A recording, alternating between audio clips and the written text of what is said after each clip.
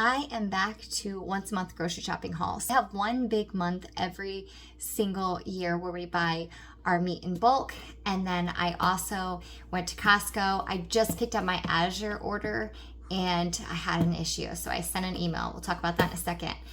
I also am going to share a small Aldi haul, and then the rest of my grocery money I set aside to be able to go to the local farms around me, the farmers market, or to buy stuff in bulk, reserve food for our family. So we are a family of 9.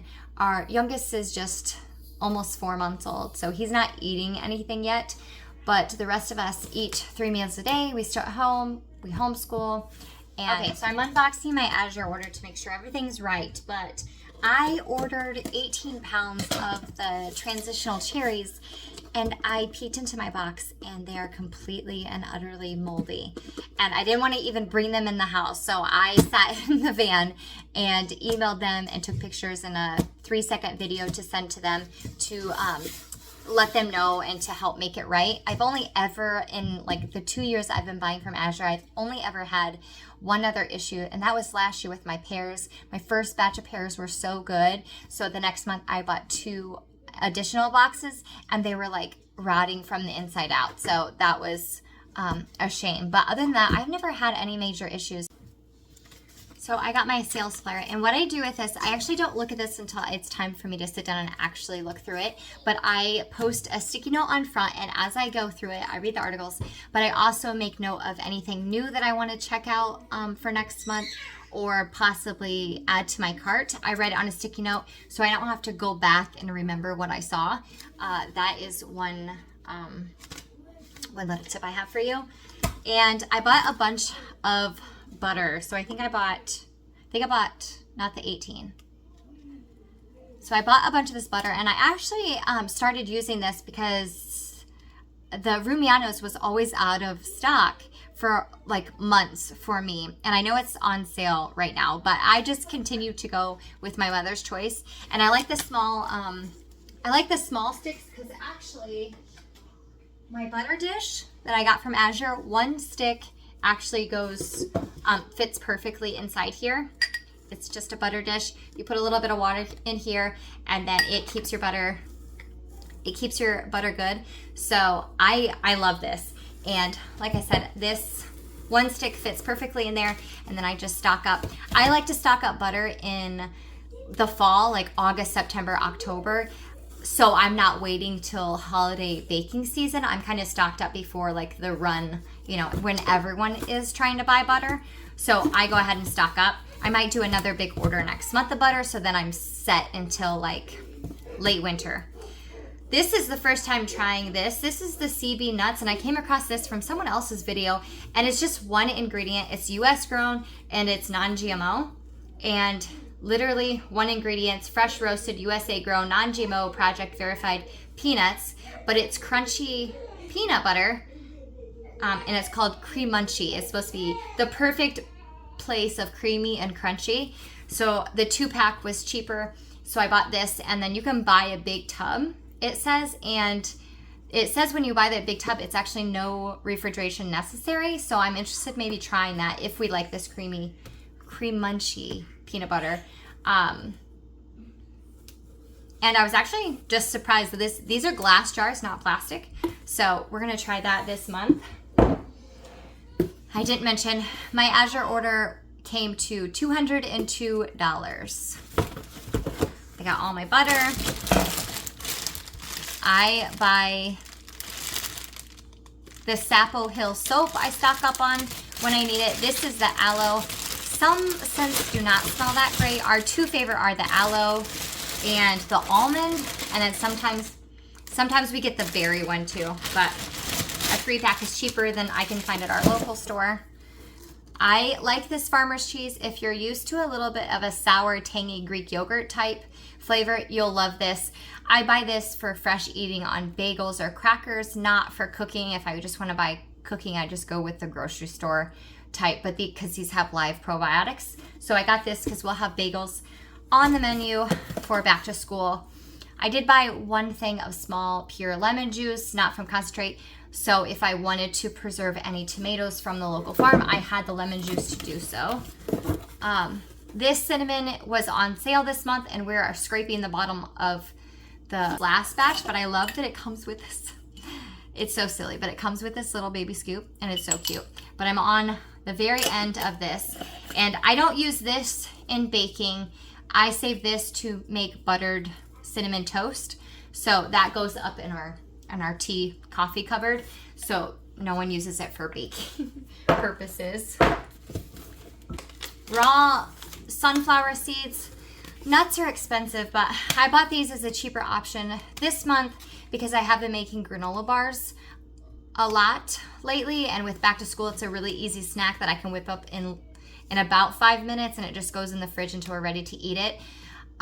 Another nut I like to buy from Azure is the cashew pieces are a cheaper option than buying full nuts and then chopping them up yourself. So I took out the cashew pieces and put the sunflower seeds in. I bought a couple things of salt. I just saw in the news that there are some supposedly really good brands of salt were tested to have not so good stuff in there. So I went with the Azure salt this time, and I bought 10 pounds of it. Coffee filters. And then this was an expensive purchase, but I bought 5 pounds of the bittersweet chocolate chips. I usually buy my chocolate chips from Costco, but the only ones I buy is the ones that come in the white bag because it has cocoa as the first ingredient, not sugar.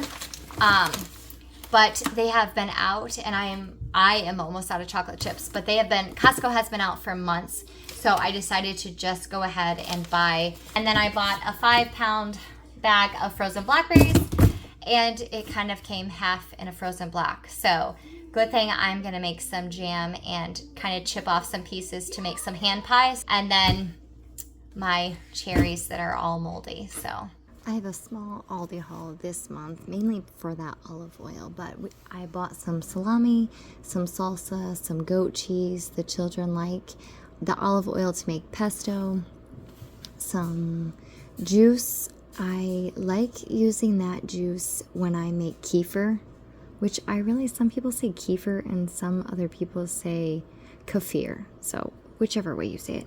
Those crackers are really good. Some yogurt for breakfast and some chips to go with that salsa. And then we have a local Amish store that gets peaches from the Carolinas every year, so I bought 2 boxes this month to continue preserving. Next up, I did a small Target order because they were having a sale on household things. If you spent $50, you got $15 back. So I did that so I could use the $15 for some homeschool supplies. And then Costco. So I'm always trying to find healthier options for chips because we do eat chips. So we're gonna have some brats, so I bought some brats. These cookies are so good. They're butter cookies and they're delicious. That wine is a local wine store, but it is a really good price at Costco, so I picked that up along with their paper is thick paper, so I enjoy buying paper from Costco. Lemon juice, maple syrup. This chicken is actually going into our long-term food storage because one of my children will get violently ill from fish, so I don't long-term store fish. Pine nuts again for pesto, and then we always like mixed nuts, and sometimes I add them with the cranberries and make a homemade trail mix. Dates. Put these dates in the freezer and it's like eating candy. So we sometimes have that for dessert after dinner sometimes. The craisins were on sale this month, so I got that instead of mangoes or dried blueberries. I got some French fries and these chicken nuggets. I've switched to these and I really like these. They're great for chicken nuggets, but we actually use like chicken Caesar salads or chicken ranch sandwiches. I like to buy that ham and slice it for sandwiches also, for paninis and things. Some sauerkraut for some healthy gut bacteria. And we tried this avocado salsa, and half of us liked it and half of us didn't. So I actually froze some of it to use in enchiladas later this winter, and then a watermelon, which was delicious. These are marinated artichokes, and I make this like fake bruschetta type lunch with, I cut up green olives and artichokes and put on crackers. It's really good. And I always reuse those jars because they're really great in the pantry. Stocked out some rice for long-term storage also. And then these potatoes were huge. We have been making homemade fries with homemade tallow, and it's been really good. I have never bought toilet paper from Costco before, and a Costco membership for a decade. And then I tried that the pink lemonade. We don't drink our city water, so I had to stop by the store and refill our 5-gallon jugs of water. And while I was there, I picked up eggs and milk, and that total was $38. So I have my meat receipts to show you my breakdown of what I actually spent, which was $2,262.56. I did buy 4 different fun jellies to try, like plum jelly and blackcurrant jelly to try as a fun treat while I was there picking up my meat. But I always see people talking about buying meat in bulk and having it in the freezer, but I don't ever see how they break it down to what they bought and how much it costed. So I wanted to break that down for you today. And we bought a half of beef, a whole hog, and chicken, which comes in 40-pound boxes. But it's basically, I bought whole chickens, so it came out to be 24 whole chickens in that. And I've kept my receipts for the last few years, so I can go back and tell you what the poundage was and what the price per pound was. And this year, we ordered a half of beef, and it came out to be $4.29 per pound. So that's for ground beef, that's for roast, that's for steaks. It all averages for $4.29. And I don't know about you, but I cannot find any of those prices at the grocery store. Even when I find a good sale on organic beef, it's still costing me like $5.99. So, and the hanging weight for that was 331 pounds for a half a beef, and that was the bulk of my budget, which was $1,422.